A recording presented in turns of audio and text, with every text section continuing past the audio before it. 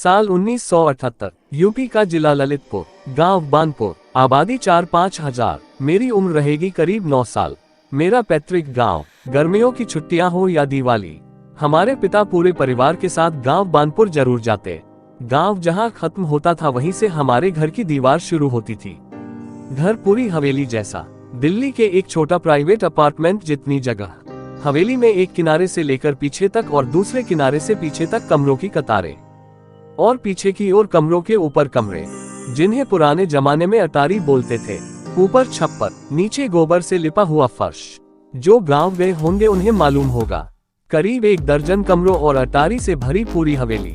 बीच में एक बड़ा सा आंगन, इतना बड़ा कि आप क्रिकेट का मैच खेल लो। और उसके बाद पत्थर से आधे शरीर तक नजर आने वाली बाउंड्री के बाद फिर दोनों और मैदान जिसमें पेड़ पौधे लगे हुए, और बीच से जाने का रास्ता। बड़ा सा लोहे का गेट, चारों ओर पक्की दीवार से घिरी ये हवेली। दिन भर कोई सफाई करे तो पूरी न हो पाए।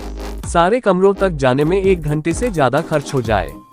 ऊपर अटारी के दरवाजे से एक और छोटी सी छत, आज के हिसाब से एक पूरे अपार्टमेंट जितनी। गेट के बाहर चौड़ा सा रास्ता जो घने जंगलों की ओर जाता हुआ।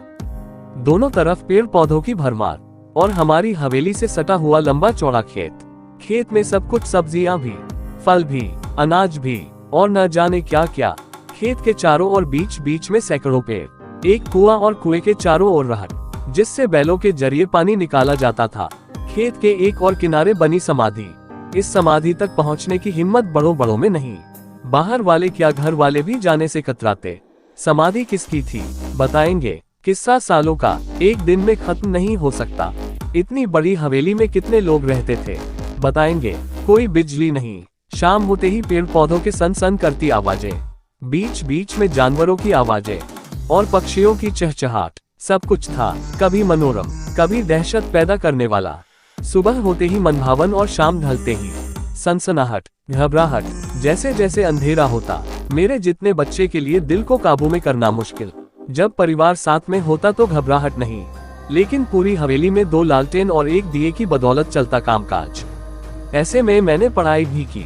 बड़ा दिलचस्प किस्सा है, मनोरंजन है, दुस्साहस है, घबराहट है और कई अनसुलझी पहेलियां भी हैं। बस थोड़ा सा धैर्य रखिए, दिल कड़ा करिए। घबराहट हो तो इसे दिन में ही पढ़िए, अकेले मत पढ़िए। 9 साल की उम्र में ये सब कैसे झेल गया, कैसे हिम्मत आ गई जो अब इतनी उम्र में नहीं। सोचता हूँ तो सिहरन सी दौड़ने लगती है, उन्हीं यादों में चला जाता हूँ। घबराहट सी होने लगती है। इसलिए मैं भी चाहूंगा कि आप एक साथ न पढ़े, टुकड़ों में पढ़े। मुझे भी लिखने का वक्त चाहिए, आपको पढ़ने के लिए भी। लेकिन जब ये घटनाक्रम पूरा होगा तो एक पूरी दुनिया सामने आएगी जो आप सोच भी नहीं सकते। एक एक कर खुलेंगी परतें।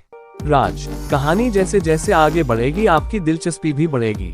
कुछ जानकारी मिलेगी, कुछ मनोरंजन भी होगा, कुछ घबराहट भी होगी, कुछ सनसनी सी फैलेगी। आगे क्या होगा कल का इंतजार करिए, ये भी पढ़िए।